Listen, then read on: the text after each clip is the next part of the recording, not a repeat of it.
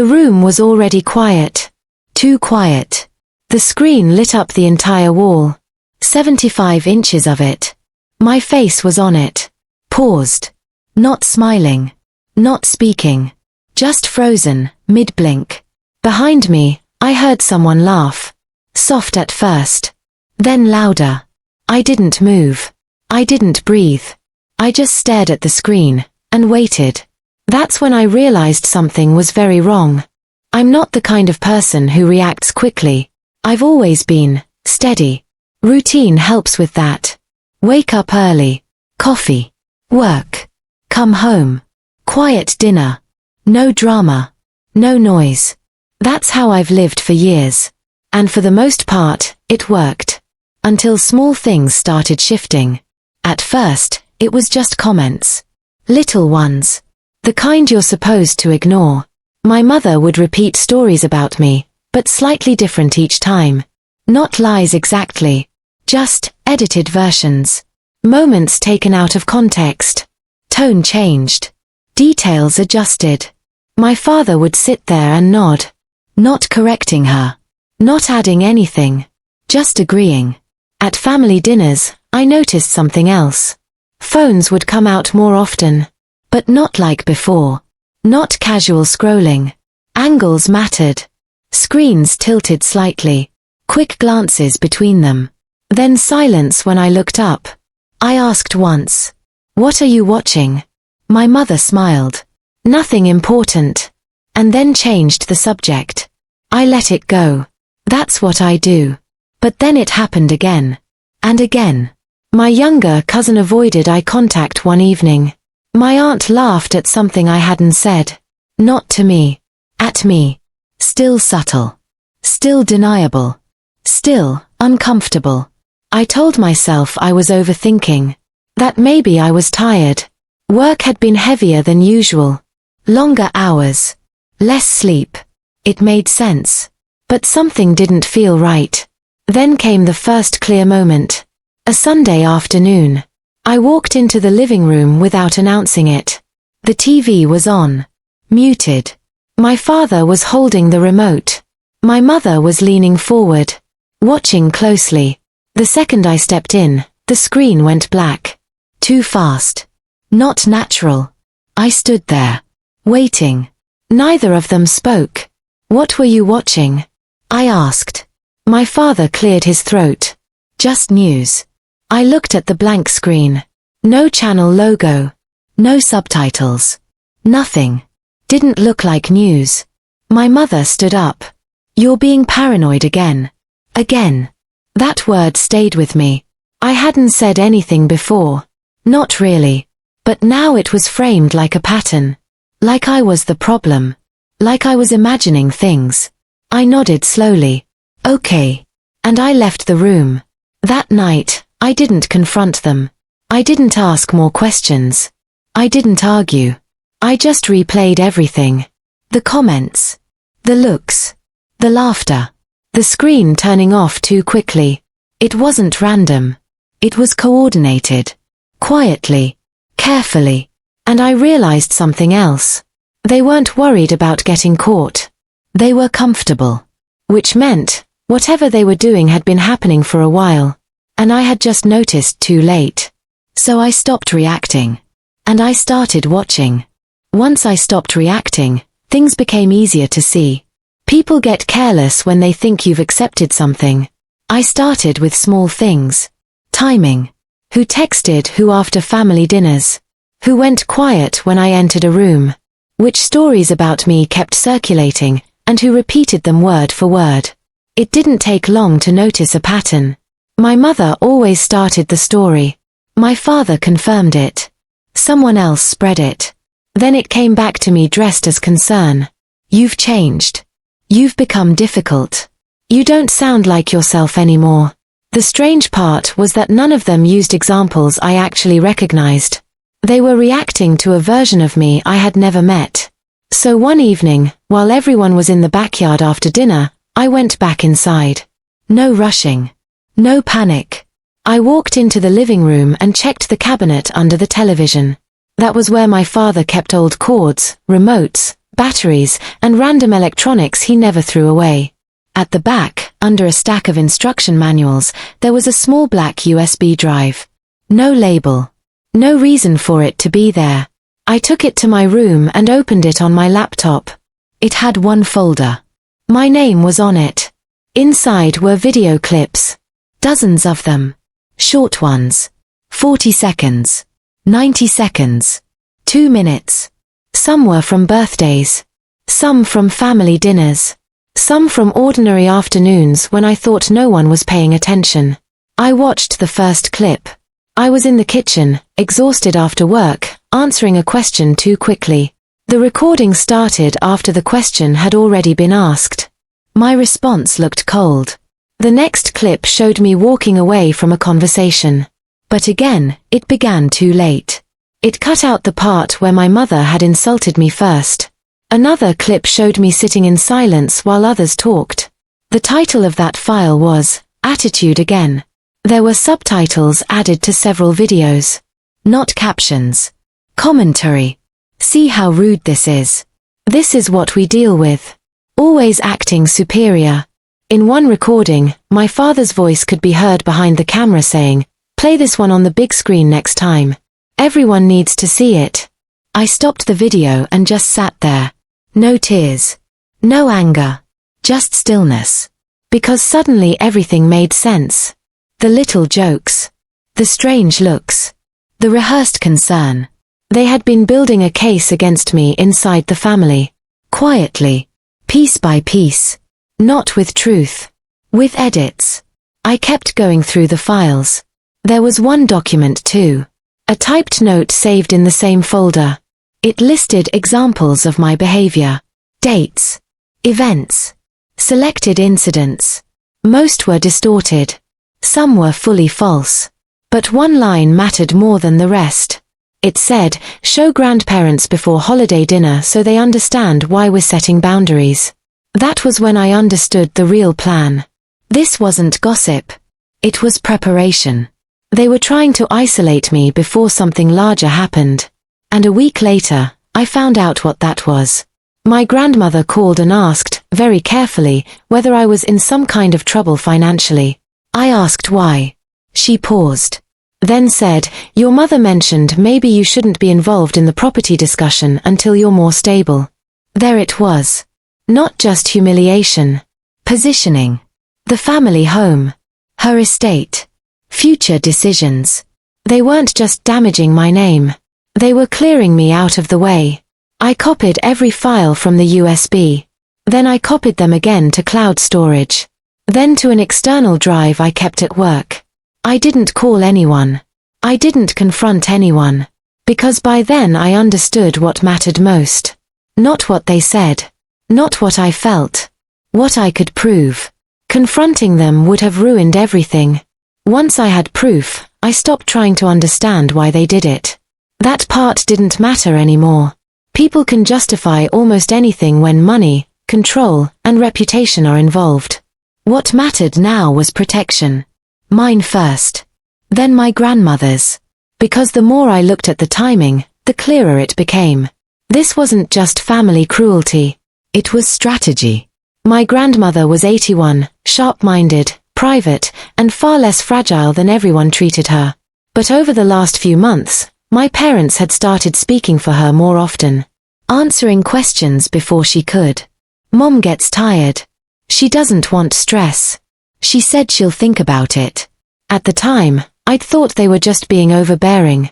Now I knew better. So I made one call. Not to another relative. Not to a friend. To an estate attorney. A quiet one. Recommended years ago by a former co-worker who handled difficult inheritance disputes. I booked the appointment under a lunch break and brought everything. The USB. The copied files. Screenshots. The typed note. A written timeline of comments, dates, and conversations. He didn't interrupt much. He just listened. Then he asked one question. "Has your grandmother changed anything formally yet?" "I don't know," I said. "And do you believe she's being manipulated?" "Yes." He nodded once. "Then do not warn them." That was all I needed to hear. Over the next 10 days, I moved carefully. I backed up every file in 3 places. 1 encrypted folder. 1 printed packet. 1 sealed envelope with the attorney. Then I started documenting live behavior. Nothing illegal. Nothing dramatic. Just facts. I saved texts. Voicemails. Calendar dates. I wrote down exact phrases after conversations while they were still fresh. One night, my mother called and asked whether I'd be attending a little family media night the following weekend. That wording stayed with me. Media night. Like it was a joke. Like humiliation had become entertainment. I said yes. She sounded relieved. That told me 2 things. First, they had something planned. Second, they needed me in the room. Which meant whatever they intended to do would work better if I stayed passive. So I stayed exactly that. Passive. Polite. Predictable. At dinner that week, my father even relaxed enough to make one of his usual comments. "You've been quiet lately." I looked at him and said, "Just busy." He smiled. Satisfied.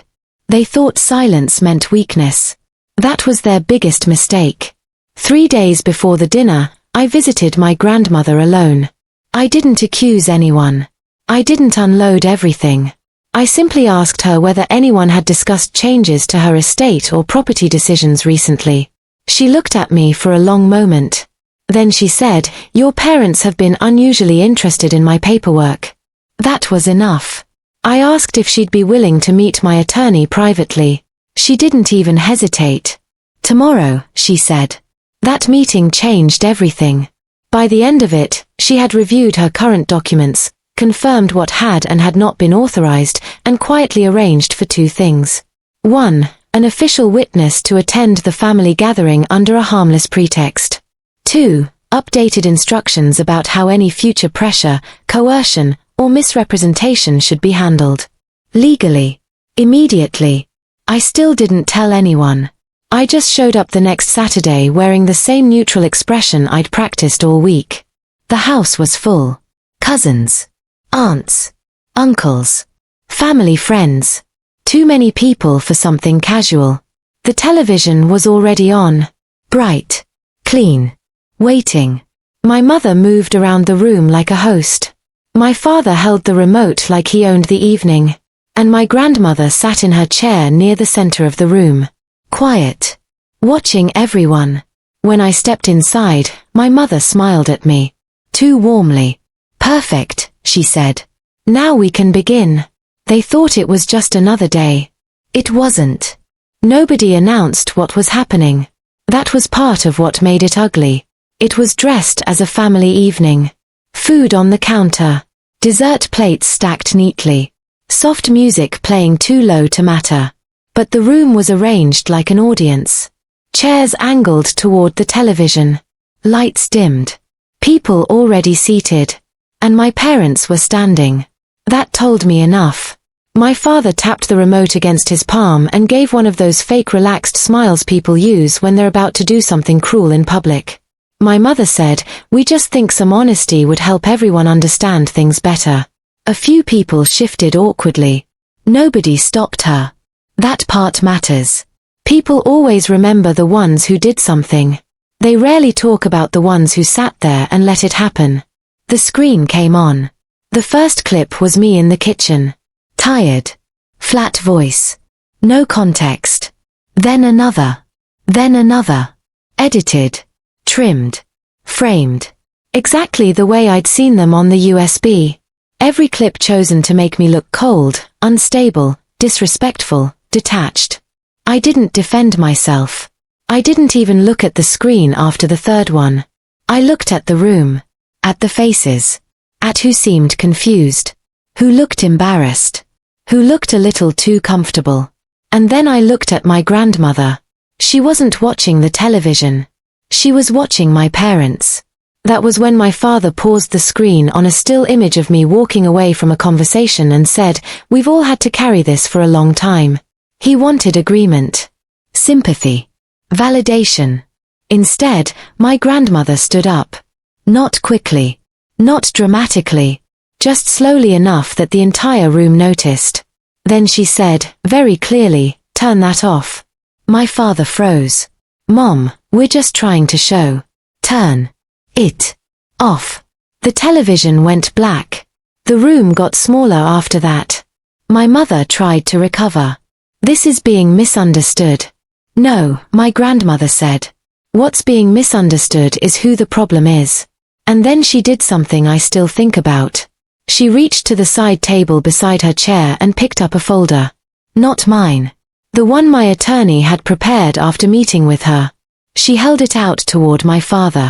"Read it," she said. He didn't move. So she repeated herself. Out loud. No one spoke. No one moved.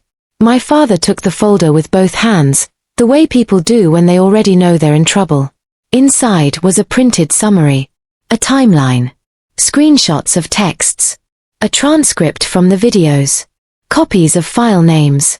A typed explanation of how selectively edited recordings had been used to damage my standing inside the family while conversations about estate decisions were quietly taking place. At the end was a legal notice. Clear. Direct. Formal. It stated that any continued attempt to manipulate, pressure, misrepresent, or interfere with my grandmother's estate planning, financial decisions, or beneficiary relationships would trigger immediate legal action, including documented claims of coercive influence. My father's voice shook on the second paragraph. My mother said, "This is ridiculous." My grandmother didn't even look at her. "Keep reading." So he did. Every line. Every receipt. Every ugly little detail they thought would stay hidden inside private jokes and edited clips. By the time he reached the section about the USB folder named after me, nobody in the room could pretend this was a misunderstanding. One of my aunts started crying quietly. My cousin stared at the floor. My uncle stood up and walked into the kitchen without saying a word. My mother tried one last time. We were concerned. "No," my grandmother said again. "You were positioning." That landed harder than anything else. Because it was true. And truth, when spoken plainly, doesn't need volume. What happened next was even quieter. The witness my grandmother had invited, introduced earlier as someone helping with paperwork, stepped forward and handed her a second envelope.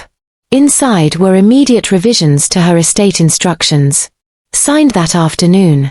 Witnessed properly. Filed. Not future plans. Done already.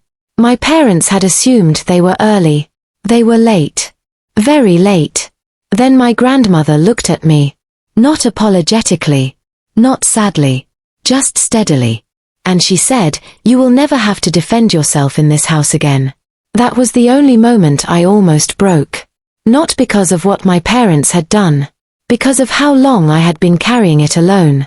There were consequences after that. Real ones. My parents were removed from anything related to her financial decisions. Access changed. Documents locked down.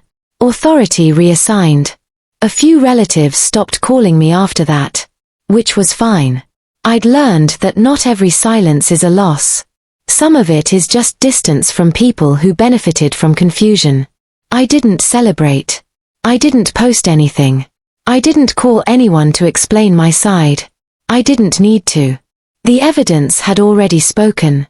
And for the first time in a very long time, nobody was trying to edit the story. Later that night, after everyone left, I helped my grandmother put the extra chairs away. We didn't talk much. She folded napkins. I stacked plates. At one point she touched my arm and said, "I knew something was wrong. I just needed proof." I nodded. That was enough. When I got home, I put my keys on the counter and sat in the dark for a while. No television. No messages. No noise. Just stillness. The kind that doesn't come from avoidance.